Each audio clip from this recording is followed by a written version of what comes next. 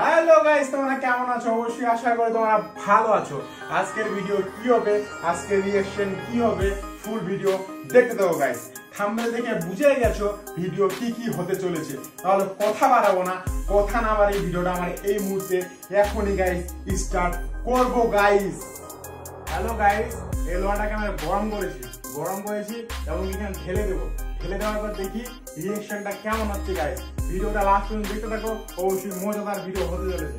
তাহলে এখন আমরা এটাকে উপরে দেবো, দেখি রিঅ্যাকশনটা কেমন হয়।